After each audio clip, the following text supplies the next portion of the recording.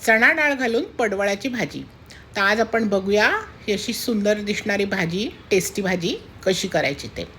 तर आता कढईत मी गरम केले थोडं तेल आणि आता त्याच्यावर टाकते थोडंसं जिरं आणि हिंग. हिंग आणि जिरं छान तडतडलं का आपण त्याच्यावर टाकायच्या हिरव्या मिरच्या आणि एक चिरलेला कांदा.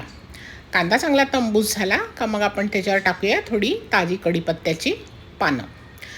कढीपत्त्याच्या पानाने सगळ्या भाज्या खूप टेस्टी लागतात आणि त्याच्यात न्यूट्रिशनल बेनिफिट्स पण खूप असतात. आता कढीपत्त्यावर आपण टाकूया आपली भिजलेली चण्याची डाळ. आता चण्याची डाळ आहे ना, मी 2 तास छान भिजवून घेतलेली, म्हणजे मग ती भाजीत पटकन शिजते आणि टेस्टला पण चांगली लागते. तर आता आपण डाळ परतून घेतली तेलावर. आता आपण थोडंसं पाणी टाकून झाकण ठेवून एक छोटीशी वाफ काढूया, म्हणजे आपली डाळ अर्धी कच्ची शिजेल.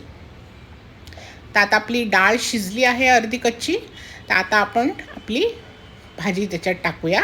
मस्त हिरवंगार पडवळ मला मिळालेलं, तर ते छान आता मी ह्या चण्याच्या डाळीत मिक्स करून छान परतून घेते आहे. आणि आता मग आपण टाकूया त्याच्यावर आपल्या आवडीनुसार मसाले.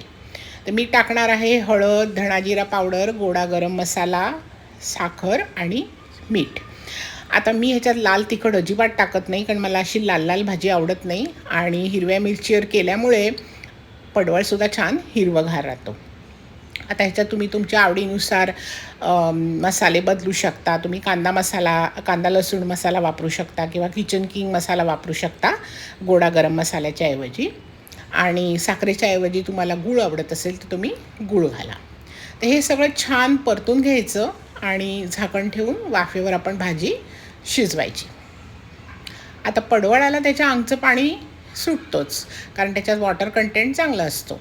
पण तरी तुम्हाला वाटलं मध्ये जर पाणी सुकतंय, थोडंसं 2-3 टेबलस्पून पाणी टाकून वाफ काढा. आता आपली भाजी छान शिजली आहे, ऑलमोस्ट डन आहे. आता आपण त्याच्यावर टाकूया मस्त ताजं खवलेलं खोबरं आणि कोथिंबीर आणि छान मिक्स करून घेऊया. आता ही भाजी ना टेस्टला खूप छान असते. तुम्ही ही जरूर रेसिपी ट्राय करून बघा. तुम्हाला चपातीबरोबर, पुरीबरोबर, टिफिनला द्यायला वगैरे अतिशय छान आहे. आणि आता खोबरं मिक्स केल्यावर ना मी परत झाकण ठेवून जरा 2 मिनटं वाफ काढते, म्हणजे ते खोबरं पण छान शिजतं, भाजीतलं मॉइश्चरही कमी होतं आणि भाजीला छान तेल सुटतं. तर आता आपली भाजी एकदम परफेक्टली रेडी आहे आणि तुम्ही बघाल ही भाजी किती सुंदर दिसते ती. तर ही रेसिपी जर तुम्हाला आवडली तर तुम्ही जरूर ट्राय करून बघा आणि माझ्या सॅम्पीज किचनला लाईक, फॉलो आणि सबस्क्राईब करा. थँक्यू.